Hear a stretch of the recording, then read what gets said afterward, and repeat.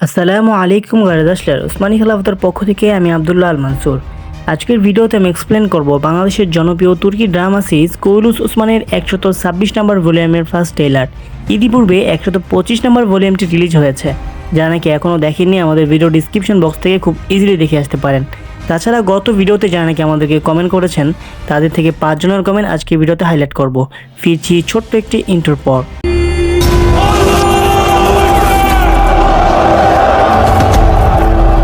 ভিডিওটি শুরু করার পূর্বে বলে নিচ্ছি যারা নাকি আমাদের চ্যানেলে নতুন আছেন অবশ্যই আমাদের চ্যানেলটি সাবস্ক্রাইব করে আমাদের সাথেই থাকবেন।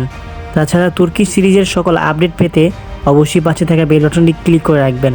যাই হোক, ট্রেলারের শুরুতেই দেখানো হচ্ছে বুসরাত টেকফুরকে। তিনি আক্তামুর বের বসতিতে উপস্থিত হয়েছেন, যেখানে আক্তামুর বের বসতির একটি গাড়ির নিচ থেকে তেল যাচ্ছে এবং গাড়িটির উপরে কিছু গোলাবারুদ ছিল। তিনি উপস্থিত হয়ে ব্যাকগ্রাউন্ডে বলা হচ্ছে, আজ কারো প্রতি দয়া দেখানো হবে না, কাউকে জীবিত বাঁচতে দেওয়া হবে না, আজ কাউকে ক্ষমা করা হবে না। এই কথা বলে তিনি একটি তীর নিক্ষেপ করেন, যা তেলের উপর পড়ে এবং তেল থেকে একটি বড় ধরনের বিস্ফোরণ হয় গাড়িতে। যদি বলা হয় গোলাবারুদ কোথা থেকে পেয়েছিল এবং কোথায় নিয়ে যাচ্ছিল, গোলাবারুদ পেয়েছিল হচ্ছে চারকুতাই। যেই সময় নাইমানের ঘাঁটি থেকে চলে আসছিল তখন নাইমানের ঘাঁটি থেকে গোলাবারুদ নিয়ে চলে এসেছিল এবং এই গোলাবারুদ সম্ভবত ওসমান বের নির্দেশে কোনিয়াতে নিয়ে যাওয়া হচ্ছিল, অথবা এই গোলাবারুদ দিয়ে ওসমান বে নতুন কোনো পরিকল্পনা করছে, হয়তোবা সেটা নাইমানের বিরুদ্ধে। যাই হোক, তারপরে সিনটি শিফট হয় কোনিয়াতে, যেখানে ইসমিয়ানকে দেখা যাচ্ছে সুলতান আলাউদ্দিনের সামনে উপস্থিত হয়ে আছে এবং বলছে তাকে মাসুদের সাথে হত্যা না করলে তার বিশ্বাসঘাতকতা প্রমাণ করা যাবে না। অর্থাৎ এখানে তাকে বলতে বোঝানো হয়েছে ওসমান বেকে। তাছাড়া আগামী ভলিউমে বেশিরভাগ সিনই কোনিয়াতেই থাকবে, কারণ আগামী ভলিউমেই ইসমিয়ান সুলতান, বাইন্দার বে, ওসমান বে, তার অন্যান্য আলপরা সকলেই কোনিয়াতে উপস্থিত। তাছাড়া কিছু সিন শিফট হবে, যেমন মালুন হাতুনের দিকে এবং বুসরাত টেকফুরির দিকে, যেমন সে আশেপাশে কিছু বসতিগুলোতে আগুন লাগাবে, এই সমস্ত কিছু বসতির দিকেও দেখানো হবে। যাই হোক, আগামী 2 থেকে 3 নম্বর ভলিউমের মধ্যেই ইসমিয়ান সুলতান সিরিজ থেকে বিদায় নিতে চলছে, কারণ ইসমিয়ান সুলতান আর সীমান্তে উপস্থিত হতে পারবে না। তাছাড়া ইসমিয়ান সুলতানের সকল কৃতিকর্ম ফাঁস হয়ে গিয়েছে। যাই হোক, তারপরেই দেখানো হচ্ছে ওসমান বে এবং সুলতান মাসুদকে। তারা দুইজনই জেলখানায় বন্দী, যেখানে সুলতান মাসুদ ওসমান বেকে বলছেন, তাহলে কি আমরা ব্যর্থ ওসমান বে? তখন ওসমান বে হেসে বলছে, না, এখনও অনেক বাকি।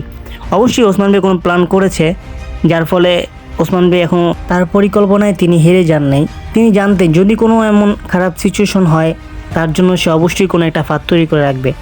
অবশ্য আমরা যারা নাকি দিয়েলিস আর্তুকুল ওসমান দেখি, তারা আমরা জানি একটা ফাঁদের ভিতরে আরেকটা ফাঁদ রেখে দেয়। যাই হোক, তারপরে সিনটি শিফট হয় মালুন হাতুনের দিকে, যেখানে একজন আলপ এসে মালুন হাতুনকে বলছে বুসরা টেকফুর বিভিন্ন জায়গায় আক্রমণ করেছে, আশেপাশে বসতির অবস্থা অনেক খারাপ। অতঃপর মালুন হাতুন খুবই ক্ষিপ্ত হন এবং তার আলপদেরকে বলে, আমরা এখনই বের হচ্ছি। যাই হোক, তারপরে একটা মেয়েকে দেখানো হয় যার শরীরে মঙ্গলদের পোশাক ছিল এবং সে কিছু মানুষের সাথে লড়াই করছে। তাকে দেখে মনে হচ্ছে তিনি একজন দক্ষ সেনাপতি এবং দক্ষ যোদ্ধা। যাই হোক, তারপরে ব্যাকগ্রাউন্ডে দেখা যাচ্ছে যে বালা হাতুনকে, তিনি উপস্থিত হয়েছেন এবং বলছেন, আপনি নিশ্চয়ই গাজানহানের কমান্ডার ইসাবে গুলবানু। যাই হোক, এখানে আমরা একটা নতুন চরিত্রের মুখ দেখতে পাই, ইসাবে গুলবানু, যিনি নাকি গাজানহানের কমান্ডার। এখন যদি কথা বলা হয় তিনি কেন উপস্থিত হলেন, তাহলে বলবো সিরিজটা ঠিক ইতিহাসের মধ্য দিয়ে উপস্থিত হচ্ছে। কারণ সিরিজের মধ্যে এবং ইতিহাসের মতে যেভাবে বলা হয়েছে যে গাজানহান সুলতান আলাউদ্দিনকে হত্যা করে এবং সুলতান মাসুদকে আবার ক্ষমতায় বসায়। গাজানহান সরাসরি হত্যা না করলেও তার সেনাপতি বা তার কমান্ডারের মাধ্যমে তিনি হত্যা করান। যদিও ওসমান বে তার পথ খুলেছে এবং সুলতান আলাউদ্দিনের দিকে অগ্রসর হয়েছে, তারপরেও ইসমাইল সুলতানের অনেক কৃতিকর্ম সম্পর্কে তিনি অবগত ছিলেন না।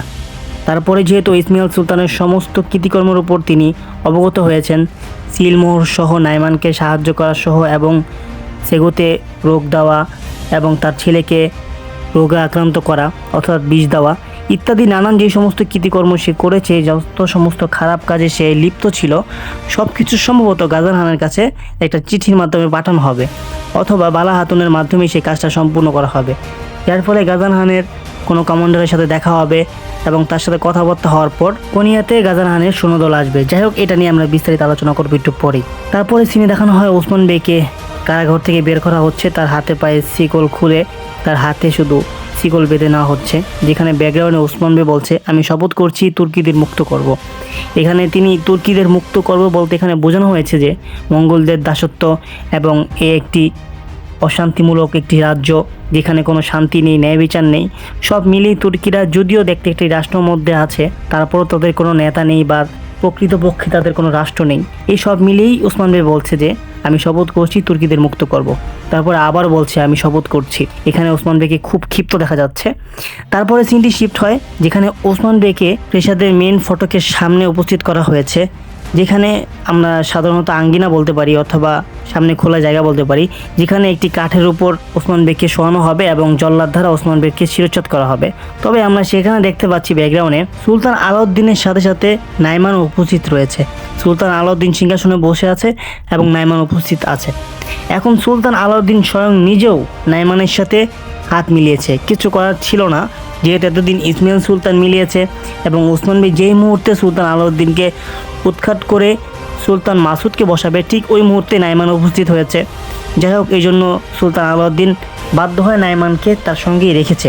এখন যদি কথা বলা হয় যে ওসমান বের এই সমস্ত মুহূর্ত থেকে কে তাকে বাঁচাবে, অবশ্যই গাজান খানের সৈন্যরা সেখানে উপস্থিত হবে। তাছাড়া ওসমান বেরও সৈন্যরা সেখানে থাকবে।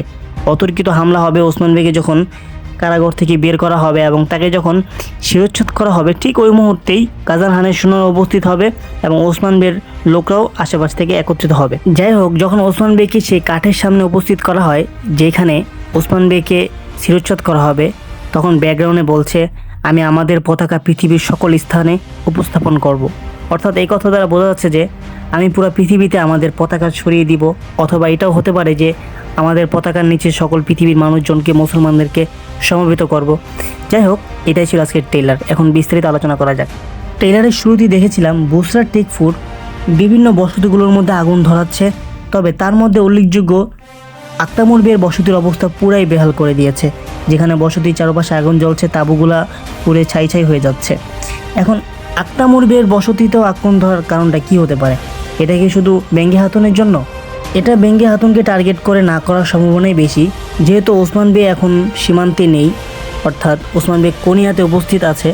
আর বুসরার টেকফিরও চাচ্ছিল না যে ওসমান বের এই না থাকার সুযোগটাকে সে হাতছাড়া করুক, যার ফলে সে বিভিন্ন আশেপাশে বসতিগুলোতে, যেখানে ওসমান বের সৈন্য কম ছিল, সেই সমস্ত বসতিগুলোতে আক্রমণ করে, যাতে করে ওসমান বে দুর্বল হয়ে পড়ে। তাদের এই স্বাভাবিক আক্রমণের ধারেই বোঝা যাচ্ছে যে আগামী সিজন 5-এ তাদের সাথে বড় সংঘর্ষ হতে যাচ্ছে এবং টেকফুরের সাথে নতুন সংঘর্ষের জন্য সূচনা শুরু হয়েছে। তাছাড়া আরেকটা বিষয় হচ্ছে, যেখানে আমরা দেখেছিলাম সুলতান মাসুদ ওসমান বেকে উদ্দেশ্য করে বলছে তাহলে কি আমরা ব্যর্থ, তখন ওসমান বলেছে না, আরও অনেক বাকি আছে। এখানে ওসমান বের কী কী প্ল্যান থাকতে পারে, অপশনাল যে সমস্ত প্ল্যানগুলো আছে তার মধ্যে উল্লেখযোগ্য প্ল্যান হচ্ছে ওসমান বের সৈন্যরা পুরা কোনিয়ার প্রাসাদে ছড়িয়ে ছিটিয়ে অবস্থাপন করছে। তাছাড়া ওসমান বের প্রথম স্ত্রী বালা হাতুনও গাজান খানের কমান্ডারের কাছে গিয়েছে। সম্ভবত আমরা আগামী ভলিউমে গাজান খানকেও দেখতেও পারি।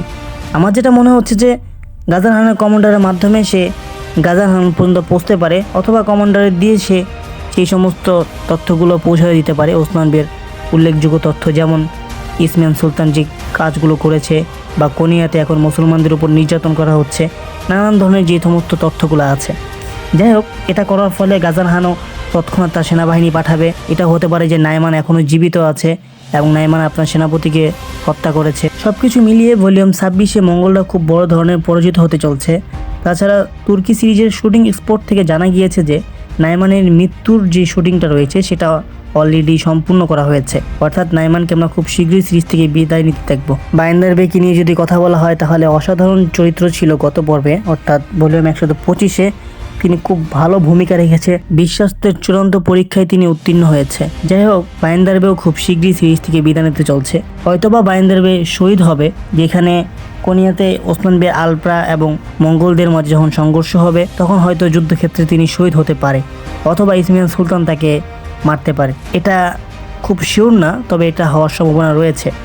যাই হোক, এখন যদি বলা হয় বেঙ্গি হাতুনের বিষয় নিয়ে, বেঙ্গি হাতুন সিরিজ থেকে বিদায় নেবে, যে হয়তো 2 বছরের জন্য তাকে কারাগারে নিয়ে যাওয়া হয়েছে।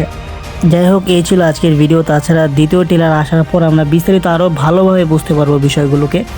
তাছাড়া গত ভিডিওতে যারা কি আমাদের কমেন্ট করেছেন, তাদের থেকে সর্বপ্রথম যার কমেন্ট হাইলাইট করছি তার নাম হচ্ছে আসাদ ভাইয়া। আমাদেরকে কমেন্ট করেছে, মাশাআল্লাহ, খুব সুন্দর করে পরিষ্কার করে বুঝতে পেরেছি, ধন্যবাদ আপনাকে। অসংখ্য ধন্যবাদ ভাই আমাদের সাথে থাকার জন্য এবং সম্পূর্ণ ভিডিওটি শ্রবণ করার জন্য। দ্বিতীয়ত যার কমেন্ট আমরা হাইলাইট করছি তার নামটা একটু আনকমন, যেমন তার নামটা হচ্ছে চিচিং ফাক। ভাই আমাদেরকে কমেন্ট করেছেন, ভাই 125 নম্বর ভলিউমের বাংলা সাবটাইটেল দেখার জন্য কোনো লিঙ্ক আপনার কাছে পাওয়া যাবে কি? আসলে 125 নম্বর বাংলা সাবটাইটেল দেখার জন্য আমাদের ফেসবুকের গ্রুপ আছে এবং টেলিগ্রাম চ্যানেল আছে। তাছাড়া আমাদের ভিডিও ডিসক্রিপশনে, প্রত্যেকটা ভিডিও ডিসক্রিপশনে আমরা লিঙ্ক দিয়ে থাকি, যেখানে আমাদের Telegram, Facebook page, Facebook group পেয়ে যাবেন।